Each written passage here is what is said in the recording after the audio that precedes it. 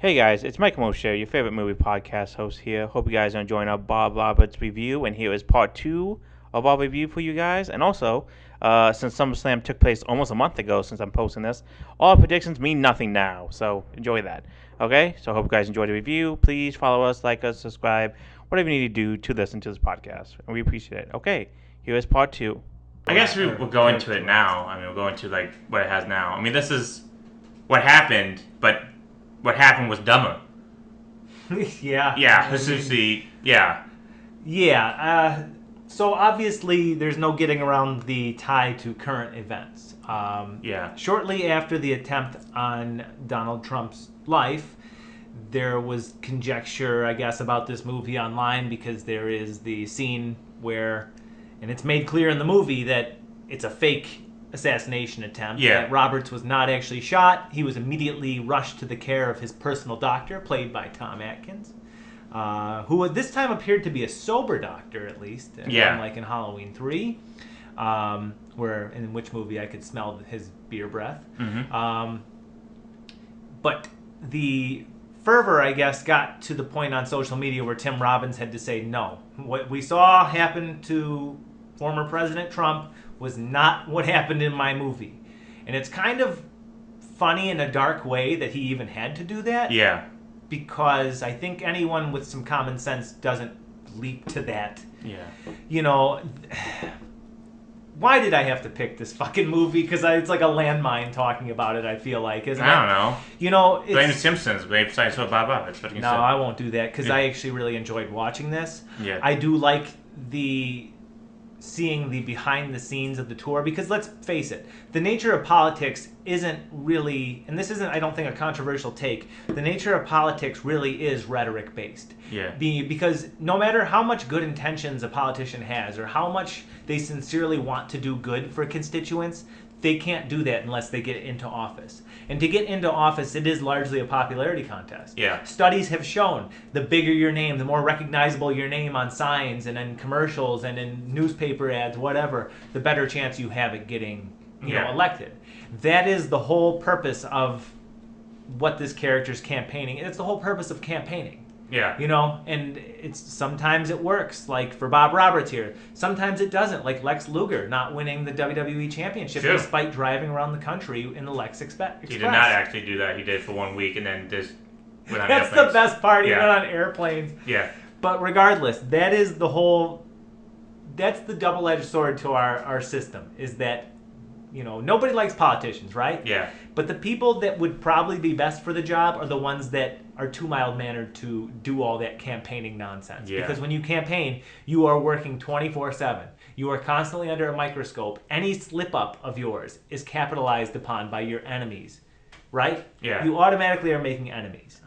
And while this movie delves into the more conspiratorial, over-the-top nature of all that, and to be clear, I don't think most politicians are like Bob Roberts. This is a dangerous man. Well, I would say maybe back then they weren't, but now it's different. Well, maybe. very I don't know. different. That's all conjecture, I know, and it's easy to... It's fun to buy into conspiracy Yeah, theories. I'm not saying the conspiracy is of it, but I've seen like a man like Bob Roberts. Oh no! The whole Yeah. the whole man like Bob Roberts getting into office, yes. Yeah. But the idea of Since we've seen him it, we- being a manipulator that's linked to the CIA and in Yeah. the military-industrial complex, that might be a little over the top. Yeah. But the forms of rhetoric, Yeah. making the songs, you know, mudslinging, that is absolutely relevant. Yeah, You're since, absolutely since we right. saw it Oh in yeah. real life. Yeah, Well, what did politics become? It's not about this client, this oh my gosh, what's the word I'm looking for? This candidate is going to do X, Y, and Z. It's this candidate over here Yeah. isn't going to or X, Y, and Z. This candidate over here did X, Y, and Z, and those are bad. Yeah. That's the nature of politics now. Yeah, but that's the thing. Let's talk about like satire and comedy in like this pivotal period. I'm not saying like we can't say anything like that. No, I'm saying it's harder to make comedy now because it used to be politicians with the adults, comedians with the kids, pointing out what the adults are doing are bad. Now the comedians are the adults and the politicians are kids who are doing bad things, and what comedians are pointing out what they're doing.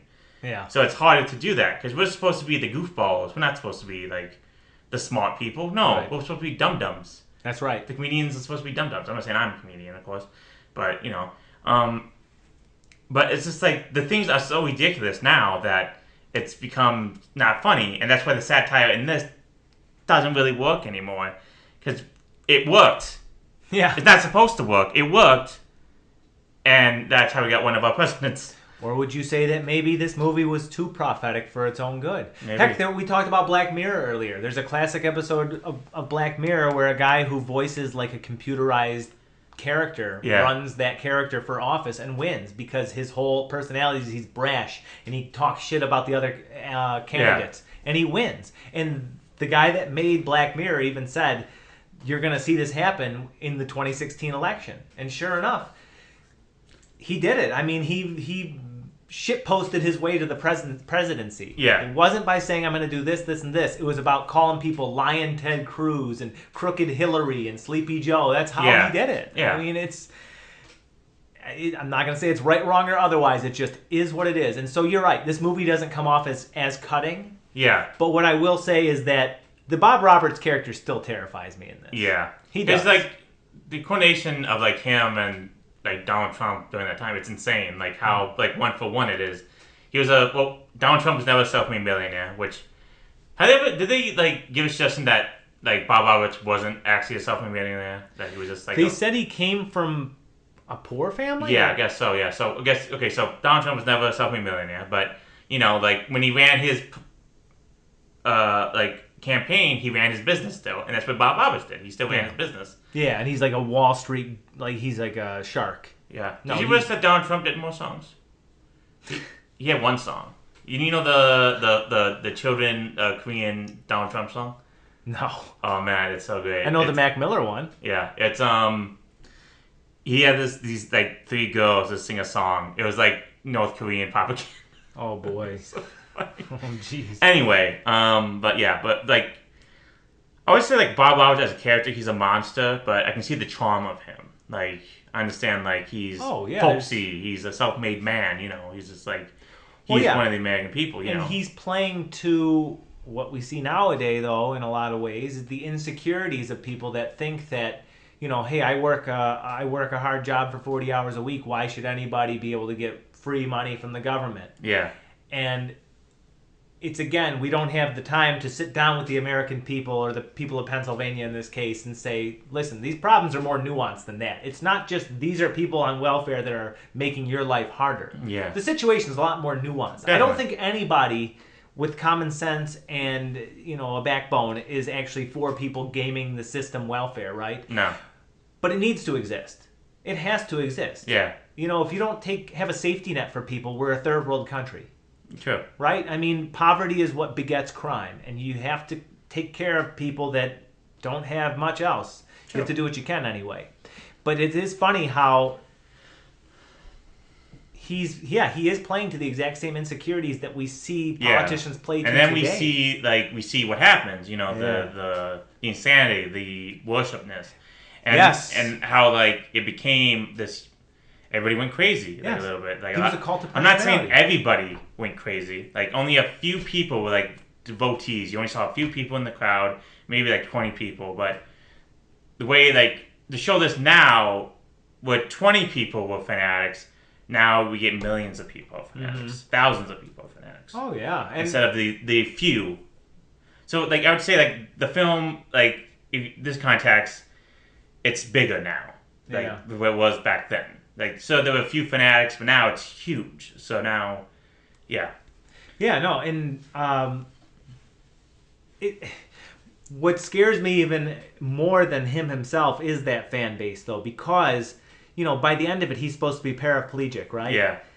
They clearly see his silhouette move in the hotel room after it's announced that Bugs Raplin is dead, and everyone's cheering. They're cheering the death of this man who, in a court of law, was found innocent. Yeah. Or at least by the police, they determined, okay, this man can't possibly shoot a gun. There's video evidence of him holding the gun in a hand that is medically proven to have palsy. He can't use that hand.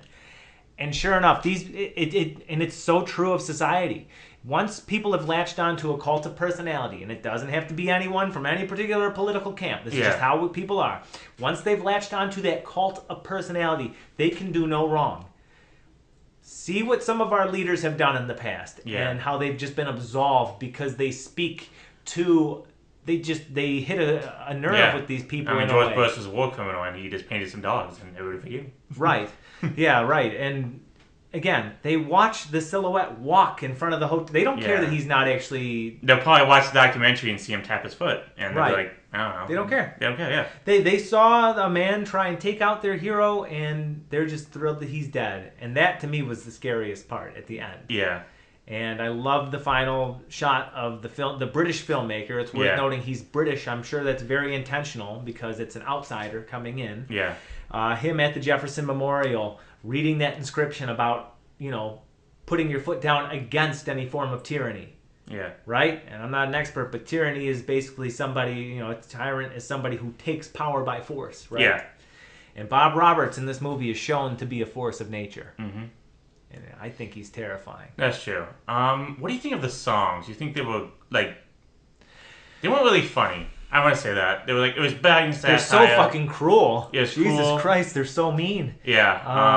The anti-homesick, blues song, that was using that. They were effective, I thought. I think, they were catchy, and I don't have them in my head.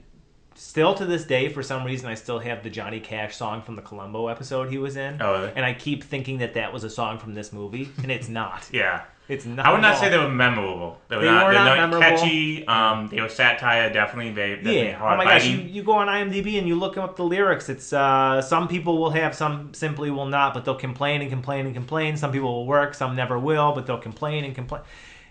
It's society's fault I don't have a job. It's society's fault I'm a slob. I'm a drunk. It's so over the top. True. I wonder why they had background dancers with the homesick bluesness. This one, it was just we need background dancers for some. Who knows? I have no idea. Anyway, I wouldn't say they were effectful. They were definitely I guess to build the character of Bob Roberts, they were effectful and but I don't think they were effective as songs or catchiness because I think you gotta understand people listen to these songs and they feel something. I didn't feel anything with these songs, Yeah, me neither. Because I don't necessarily agree with the sentiments that they're putting forth. But so I guess let's go into Bug. Let's talk about Bug for a little bit. Sure. So let's go into Roger Ebert's review. I'm not saying he didn't like John Carlisle's performance or anything, but he thought Bug was one of the weakest parts of the movie. Because basically, they didn't take him seriously at all, but he was a crackpot, but he was telling the truth. And I think, what was Tim Robbins saying with Bug, the character? That we should believe, that we should believe in wild conspiracies? Yeah. I think it's definitely, he's trying to say that we should do our homework on our elected officials. Yeah. That it's easier said than done. I don't know about our listeners, but I work a 40-hour week. You work a 40-hour week. And on my off time, I don't really feel like looking into doing more homework, right? Yeah. He is painted as a bit of a crazy person, but he makes a good case that, there is this anti-drug charity that Bob Roberts is, that is in charge of or that he owns or whatever. Miss Broken Dove. Broken Dove. I actually got one of them. I think it was Miss Roadkill was one of them. Well, one of the pageant. One of the pageant, Miss Roadkill, yeah. No, he comes off as a bit of a conspiracy theorist, but he makes a good point. He says, the reason Iran-Contra happened is because nobody was punished for Watergate, and the reason there were no consequences for Watergate is that there were none from the Bay of Pigs, and it's because it's all the same operatives. He says, it's the National Security Council or whatever, the CIA, and the only reason that I gave, in the end, that I gave credence to what he was saying, aside from the fact that the Roberts campaign tries to shut him up, is that Alan Rickman's character, Lucas Hart, I believe, the campaign chairman, was a former CIA agent. There is evidence that the CIA did drug trafficking shit in the past, right? Yeah. And these sentiments were also echoed by Gore Vidal, Brickley Pace's character, the incumbent Democrat. Now, obviously, he's got a reason to maybe lie about, Bob Roberts, but he says himself, he's afraid of Bob Roberts. He's afraid of what the man represents. Yeah. And so it's funny because I understand where Ebert's coming from. He said something along the lines of the movie is better when it's just doing behind the scenes campaign stuff. Yeah. looking at it in the modern lens, I feel like this is aged particularly well, the Bugs Raplin character, because this conspiratorial thinking now is in vogue. Yeah. Especially with social media when you can spread misinformation or disinformation. And that's what, again, makes this so... The only thing is, though, Bugs wasn't spreading misinformation. He's actually doing hard-hitting But journalism. that's what makes this so scary, though. Yeah. Is he's being decried by Robert's campaign and his followers as a nut. Mm-hmm. And all he's trying to do is help spread the word that this guy has a past that's worth looking into. And it's not proof, but it's something that's worth looking into. Yeah, definitely. And to the point where he even gets Lucas Hart subpoenaed. Yeah. You know? So it's never proven that Roberts and his team defrauded, social welfare programs or whatever, but I wouldn't put it out of the realm of possibility. The guy's obviously a shark. Yeah, definitely. What did you think of Bugs? I think he was a good character. I mean, he's definitely the force of goodness, but like you said, definitely, he represents how conspiracy theories have run this country now and is running the news cycle instead of actual horror files. I mean, Bugs, yes, he was a conspiracy theorist, definitely. He ran a small town newspaper, a small time newspaper or newsletter. Definitely ran conspiracy theories of the government, maybe probably about UFOs and stuff like that. My guess, I don't know, but he had this one gut feeling that this guy's bad, and so he decided to stick with it, and he ran his guns, and he definitely got some people to look into it. Now, if you do that, that's the thing though. Now there's so many voices now. Even if there's a one Bug in the world, will we listen to Bug? A small town conspiracy theorist guy or something like that. Mm-hmm. Maybe that would have been better because right. It could have been some commentary though on how the mainstream media doesn't want to touch that or something. I don't know. I don't know what Tim Robbins was going for. But I actually really like the Bugs character inclusion, and I do think that he is perhaps the aspect that's aged the best about this. That's true, yes. I mean, this movie is aged very well. Again, not necessarily as a comedy. Yeah, it's a comedy, but as a dark, just study. I don't know. Yeah, it's a dark study of our political system now. Oh, it's the beat by beats doesn't really matter about this movie because this is it's a character study on well, it's not a character study. It's just a satire on our political system. Of course, it was way different back in 1990 from where it is now. I mean, we still had bigger, larger-than-life characters running for office. There were also political scandals and stuff like that. But to where we are now, it's 100% different to where it was then. Yeah. Yeah. Oh, sure. Like I said, now is bigger and dumber than where it was then. That's one way of putting it. Yeah, I again, you talk about what we knew about this movie going in. I thought it was just a comedy type of satire about... Yeah, I thought it was Spinal Tap. I thought it was... Right. Yeah. But, if you dig into what, Bugs is saying and what Brickley Paste is saying about this man, he is not to be fucked with. Yeah. And really kind of again, he's like a shadow agent of think about it. He's just he was a puppet just for Winged Dove or whatever the fuck my God, called. Broken Dove, and it's just he's okay, we just need a guy to run so that way we can just tell him what to do and he'll make a bunch of money. And it's terrifying. Yeah. I wasn't ready. And of course he did the thing that nobody ever thought he would do. He faked an assassination attempt just to get elected. Yeah. Which no one has never done. Yeah. So that's good. That's the one good thing about now. Nobody's ever faked an assassination attempt just to win a political office. I believe so. Yeah. Yeah. So everything has from what happened then to now is you can definitely see a 1-to-1 comparison. But at least that has never happened. So yeah. Nobody has ever faked a giant tragedy just to win an office. And again, maybe faked a tragedy, like a backstory or something like that. Never actually try to harm himself or others to actually win an election. And here's hoping it doesn't happen. Yeah, here's hoping it doesn't happen. Who the fuck knows, man? It's yeah. This was an interesting experience. Yeah, let's go with some of my notes. I have love the forced smile. I don't know who did the smile. Johnny Cash. I guess I thought who would compare him to? Johnny Cash, the Man in Black. So. Mm-hmm. And I do wish that KRS-One was in this film. That who? KRS-One was in this film. When John Cusack was hosting the Saturday Night Live? Yeah. Yeah. He said, KRS-One was supposed to be my guest. Oh, okay, yeah. Yeah, it's just and they're nope. That's a shame. I wish KRS-One was in this movie. That's a shame. He wasn't, no. I feel that was not the strongest part of the movie, No, you probably could have cut it, honestly. I didn't even include it in the synopsis. Yeah, it wasn't even that funny. I guess you can say, pop culture stance on politics. Yeah, system. so what Yeah. you're referring to is Bob Roberts is booked to be the musical guest on a Saturday Night Live-esque show, which I don't know why. That was very wild. cheap-looking Saturday Night Live-esque show. It was. Yeah. But like that, could you imagine if like someone running for governor was on, like governor of New York State was the, like in mid-campaign was the musical guest on SNL? Well, I think they especially had- a conservative. They 'cause, had like, Senator John McCain do it, but he wasn't running in 2004. that's different. Yes, exactly. And I'm talking like this is a singer who's very controversial too. Like Yeah. he's almost like he's one step away from a David Allen Coe level of. Do you think he did that to show like the arts won't stand for it? There's just like we won't stand down to bullies like that. and Maybe, something like maybe. that. But anyway, 'Cause you get that yeah. one scene where the girl's like standing up to the executives. It's like, no, we're not gonna do this, and like turns off the power. And Yeah, stuff so and what like what that. Mo's referring to is he's booked to do this musical guest act, and during his song, he changes up the song he's going to sing. He originally said, "Oh, He I'll does sing he this does one." a Elvis Costello Yeah. instead So of yeah. doing Less Than Zero. He does Radio. Yeah, so he changes the song, and it pisses off one of the actresses on the show, and she quits on the spot, and then goes and unplugs all the television feed. Yeah, I think she was equipment. like a producer on the show. Yeah, or something okay, like yeah, that. yeah. I thought maybe she was an actor, but regardless, she unplugs all the television feed equipment and sends them, off the air, and that's her act of defiance.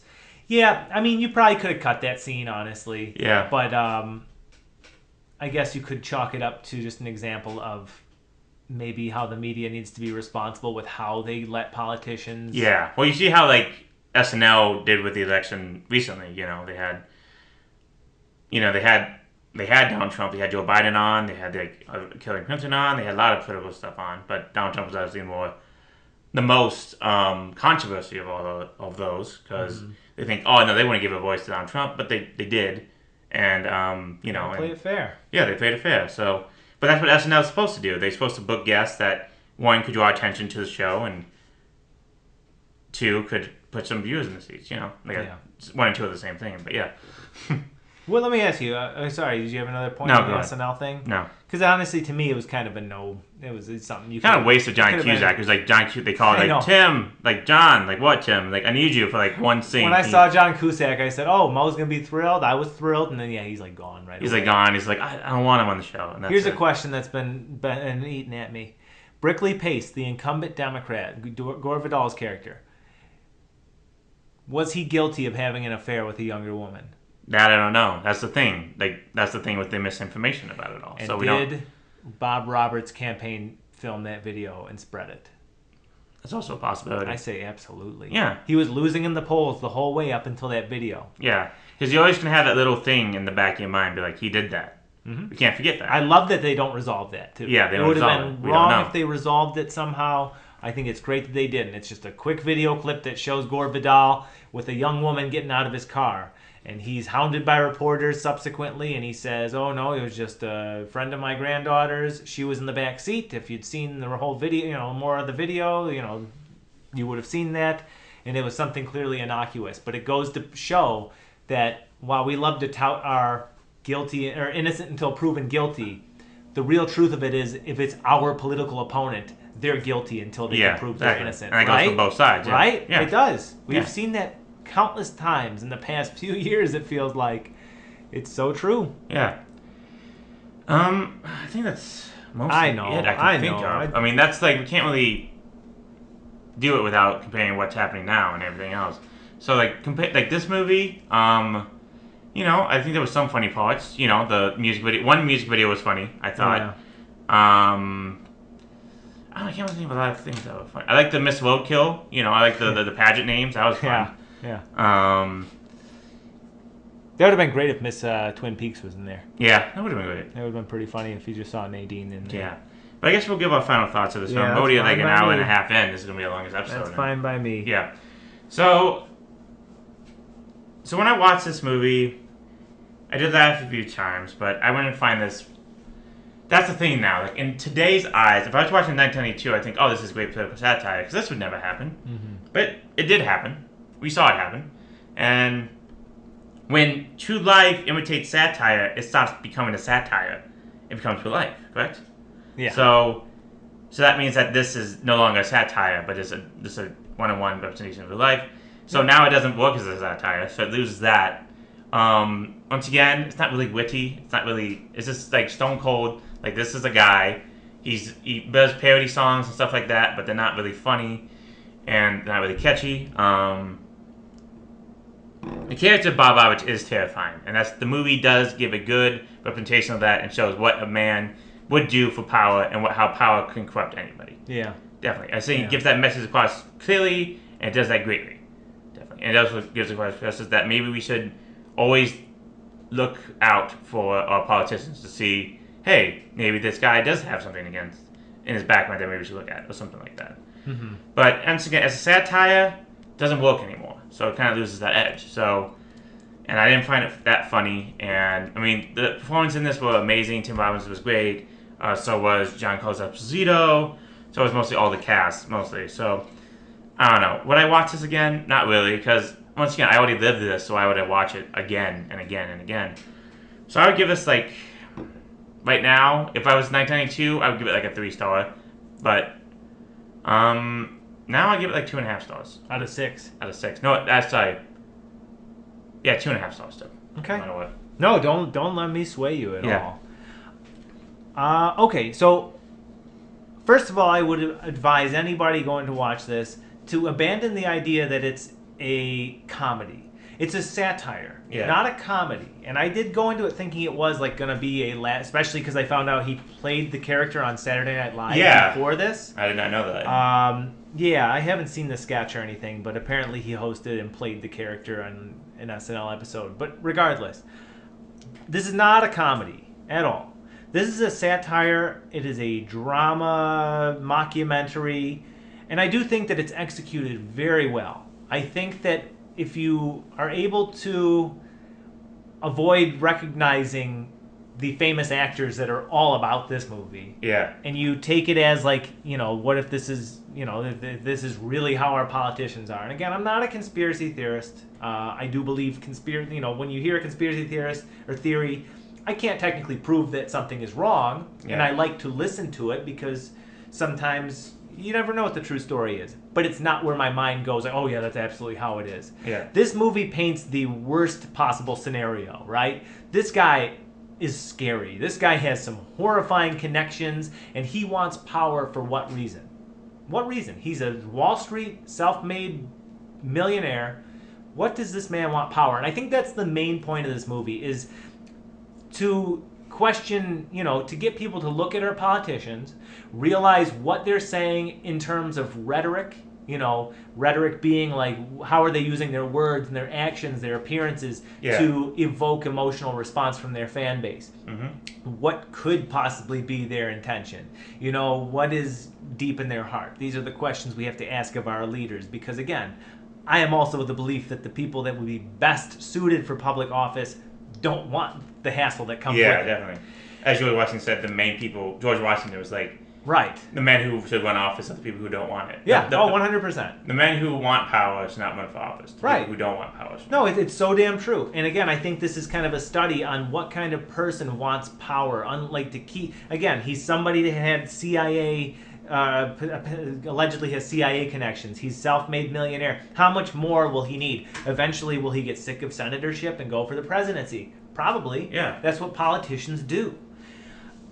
I think I saw this movie in a completely different light than you, because I saw it as almost like a horror type of thing. Like a satire, but it's also very terrifying to me. And again, I'm not some doom and gloomer, but I do believe that politicians are a certain type of person. And by and large, I think there are some good ones, but by and large, a lot of them just like the power or whatever they get out of it. Yeah. It's a certain type of person. And I think that this is very well done in terms of showing how the politicians themselves behave, their campaigns behave, how their fan bases can behave if it's a cult of personality like this, and how their opponents deal with them. Yeah. I liked the Bugs character being in it, even though, again, it caters to that extreme nature of conspiracy theorists. But in this case, he was right. He got framed, typically an innocent man doesn't frame someone else for an attempted murder, right? Yeah. And the fact that he gets shot dead, Bugs Raplin, and Robert's supporters are joyously singing out in the streets, oh, he's dead, they got him, he's dead, as a human being was just killed. It's horrifying. Yeah. And to see this British filmmaker go to the Jefferson Memorial, a founding father who believed, we hope, in the ideals that America was built upon, and those words against tyranny.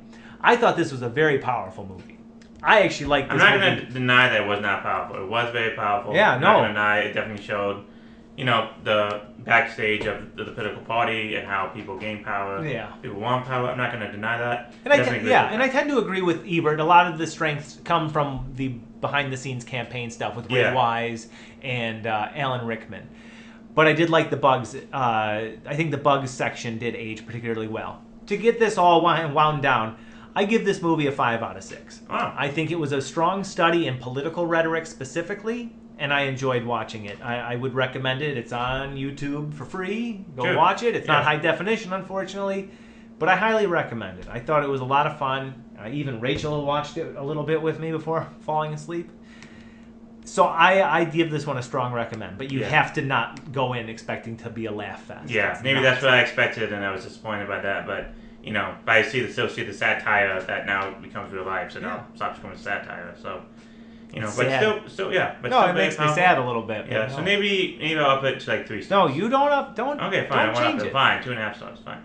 It's an okay. Remember, movie. these star ratings are meaningless. True. Yeah, it's an okay We movie. talk through it. A lot of times I come in high, and then you make a point that makes me go, okay, I'll drop it a half star because you Yeah. make good points. That's what this is all about. Yeah. Okay. So we'll leave it as that. Yes. That was Bob Mercifully. Roberts. Yeah. Let's go into it a little bit more. Roger Ebert, like you said, gave it 3 stars. He says that Bob Roberts isn't simply another satire about slimy political scandals or schemes. It's satire about a whole mindset, about the anything goes greed of the 80s, descent of American values replaced by culture cynicism of management experts, and the bottom line becoming the only line. Yeah. Yeah. It's basically, Well said. it's the start of that, and what now at like probably the end of that, or like the starting of the end of that. So, Yeah. like you said, doesn't like the bug side story. Said he was too goofy and it wanted to be more realistic. So maybe he would have maybe he was he was a small town reporter or something like that. And he's got, Oh, sure. That's how I read it. maybe that would have been better instead of him being like conspiracy theorist. Yeah, I think he was a grassroots type of reporter, like something like the Guardian would be today. Yeah, was exactly. not, He should have been like that CNN instead of or like a really small town, like really small time. Yeah. Journalist, yeah. Okay. 1992 in film. Batman Returns. Yeah. That was number 1, eh? That was number 1. Nice. Number 2, Lethal Weapon 3, which is not the strongest Lethal Weapon. Lethal No. Weapon 2 is really good, actually. So It is. It's Yeah. actually a surprisingly consistent series. true. Yes. But I agree. There's a step down from 2 to 3. Yeah, definitely. Yeah. And then Sister Act 3. Hey, I Third didn't realize place. they made Hell 3. yeah. I knew they made 2. No, at least, yeah. no. Sister Act. Oh, third yeah, place. yeah. I know they I was made gonna a say, I sequel. think I Yeah. confused you. They did make a sequel, Sister Act 2, back in Heaven, which some people say is better than Sister Did you Act. ever see The King of the Hill when Peggy's impersonating a nun? I- And when Hank Hill finds out, he says, at least when Whoopi Goldberg did it, she was hiding from the mob. Go on, sorry. Yeah. Number 4, Home Alone 2, Lost in New York. Number 5, Wayne's World. Number 6, Basic Instinct. Number 7, A League of Their Own. Number 8, Aladdin. Number 9, The Hand That Rocks the Cradle. And number 10, Under Siege. Cool. A lot of hits, a lot of hitters Yeah. in this. 92, good film year. Very good film year. Yeah, it certainly is a blockbuster year. Definitely. Blockbusters, White Man Can't Jump. You got Fire Green Tomatoes. Beauty and the Beast. Boomerang. You saw great films. Really, 92, really good film year. Film won the Georges Delerue Award for Best Soundtrack and Sound Design at the Film Fest Gent in 1992. Ooh. That's all, though. That's the only award? Yeah. Yeah, okay, so 90... Oh, sorry, this film's in 1991. So in 1992, this was The Unforgiven year. Love that movie.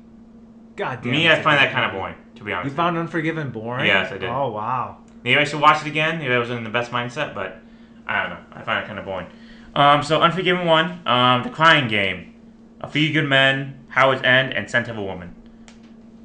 Funny how it came full circle there. Yeah, definitely. Let's see, yeah. So that was Clint Eastwood. Yeah, so I don't know, like good heavy hitters. Out of the top 10, I thought this was the Beauty and the Beast year, but I think 91 was the Beauty and the Beast Yes, this was, in fact, the Aladdin year. year. Yeah. That was the first movie I ever saw in theaters. I think the first movie I ever saw in theater was Tarzan. Nice. Yeah. Look at that. Yeah. So this was It this would have been was, funny if my parents took me to see this instead. yeah. And I could tell I ruined my first movie ever. I was 2 years old. I saw Bob Roberts. So- I don't know. For this year, I guess the okay nominations. I mean, Unforgiven probably should have won, definitely. Out of all the nominations, I would say the only thing that could beat was A Few Good Men, probably.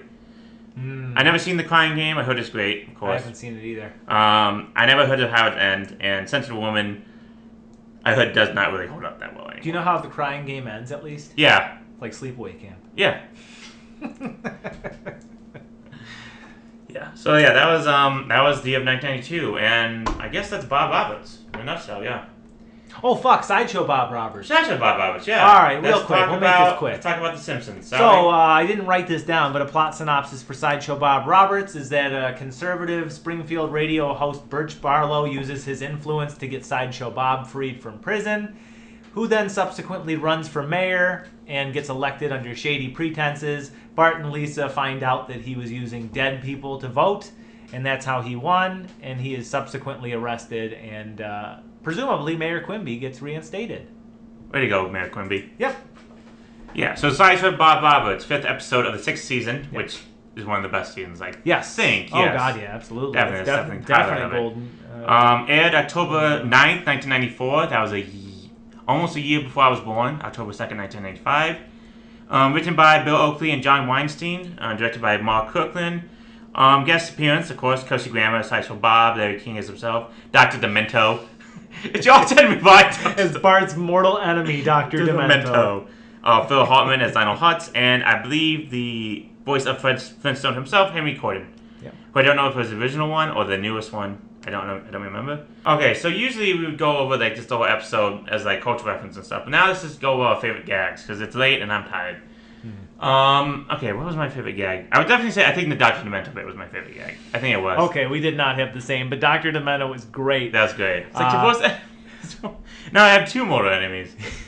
My favorite, I think, is when Bart, Sideshow Bob throws Bart out of his limo and dumps him on the front, the Simpsons front lawn, and then immediately afterward, another old school car comes driving by and Homer gets thrown out of it, and it's the people from it's Archie and the gang, and they say, "Stay out of the Riverdale." And then later in the episode, he's reading an Archie comic, and he said, "Those lousy Riverdale punks, they think they're so big." That was my favorite gag. That was a good It's one. so ridiculous. I love the gag where when they reveal all the dead people voted, and then they see Richie Valens, Buddy Holly, the Big Bopper, and it says, "Goodbye, baby."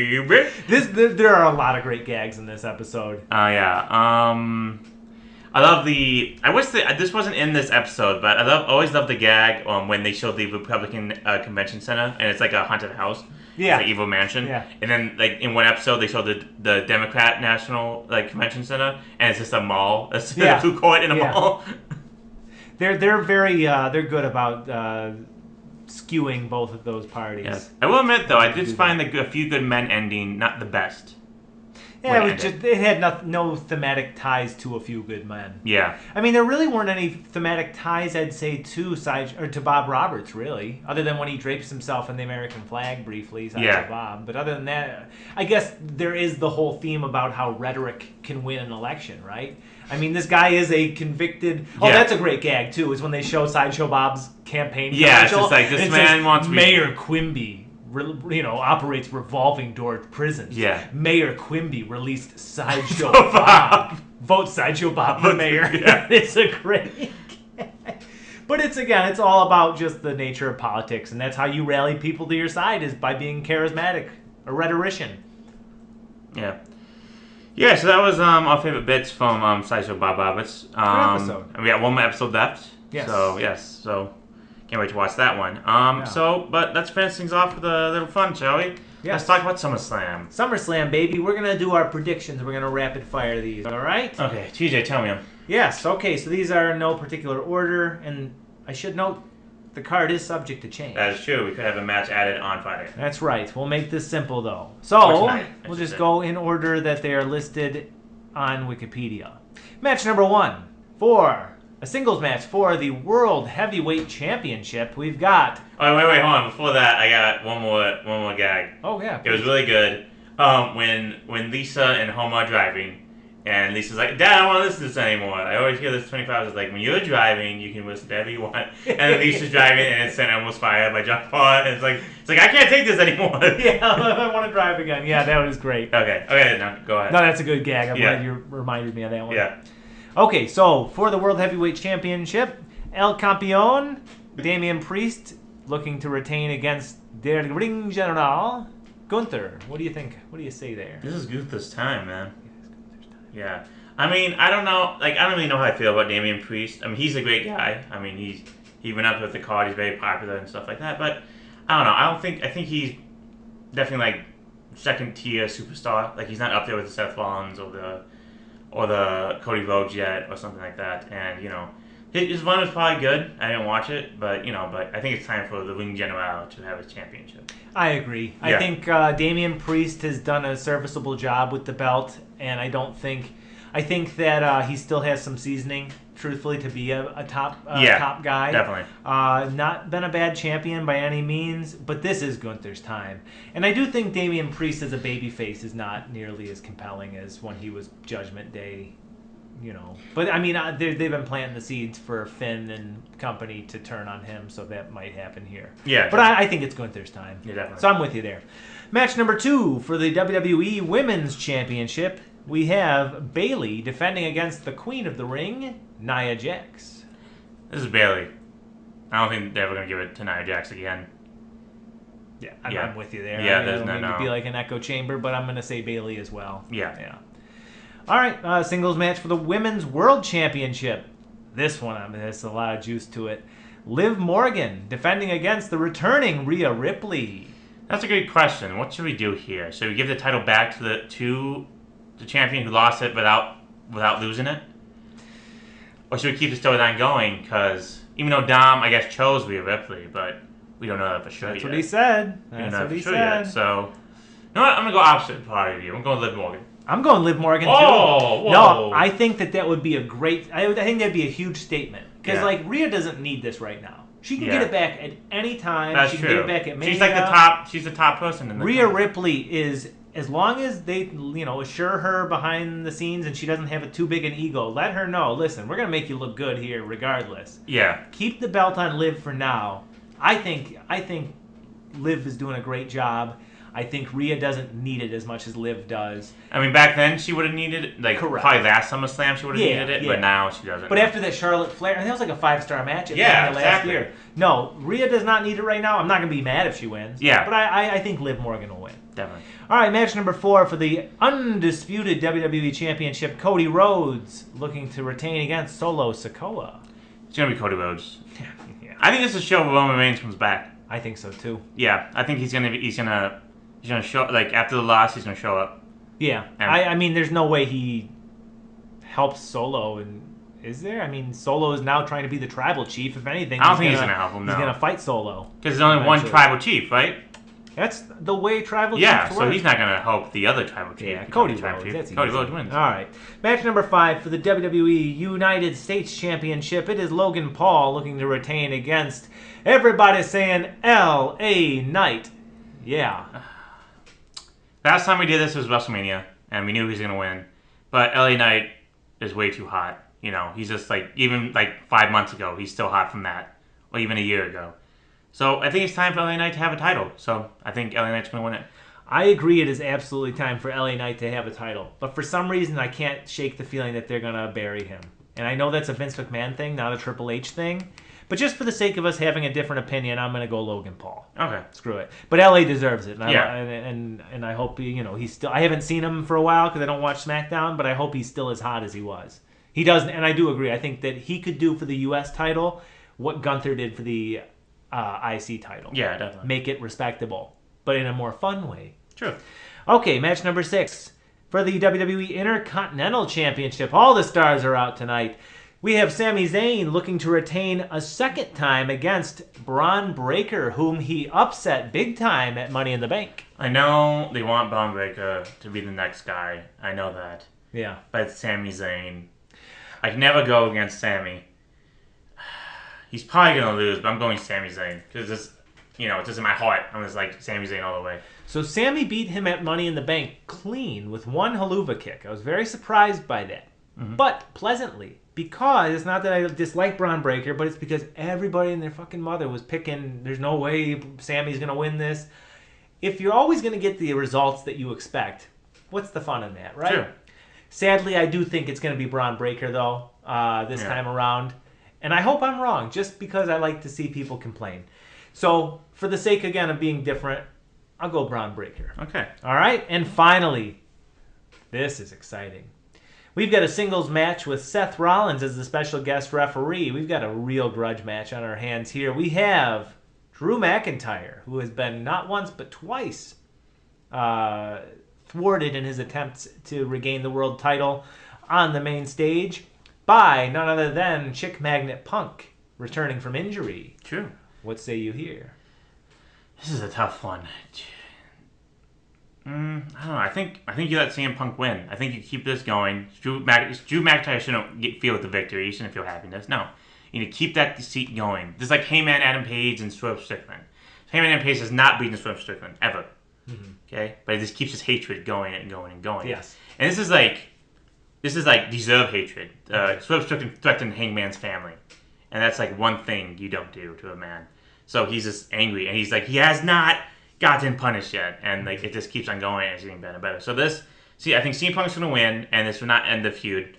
I think it's gonna get even more and more like nasty than it already is, probably. I think you're right. Yeah. And I think that no matter what they do, Drew is still gonna be hot. CM Punk needs this, especially coming back. He loses the Royal Rumble, and then immediately is torn his tricep. Yeah. CM Punk needs a win. Yeah, definitely. And this could go all the way to Hell in a Cell. Who knows? Like an actual Hell in a Cell match. Absolutely. Yeah. Absolutely. No, we could have a Rock and Ken Shamrock type of thing going on where it's a year-long thing. Who knows? Yeah, who knows? They could do it, and I trust them. I think CM Punk needs the match, and obviously with special guest referee being a part of it, there are infinite ways to make Drew look good in defeat, and I think that this is the hottest storyline in the WWE right now. Yeah. So I can't wait to see what these guys do. I'm so excited for this show. Cool. You're gonna be here watching? Hell yeah. We'll get us some grinders from a place down the street. Get some sody pops. That's right.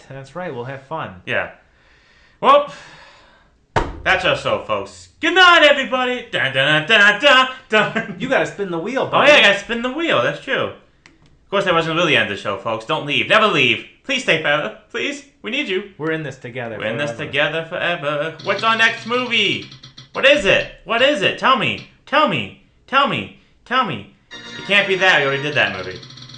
What's our next movie? Again. What's our next movie? Again. Again. Again. Again. Again. The Children of a Lesser God. Oh, excellent. Okay, Yes. so this is the third of our Simpsons. Yes. Right? Yeah. this is Children the of third? a Lesser Clod, I believe, right? Correct. Correct. Yes. So get ready for in a month's so time, hopefully sooner, if we ever get off our asses, for Children of a Lesser God. Yeah. Yeah, I gotta Sounds give like that a DVD plan. to TJ. Okay, so I guess we gotta sign off now. I am Mo, and I've decided to drop out of office. And I'm TJ, and keep paying your taxes, and I'll keep collecting those welfare checks. Yes, we will. Okay, see ya, everybody. Let's have Bob Mitchum play us out. Peace. Adios. See ya.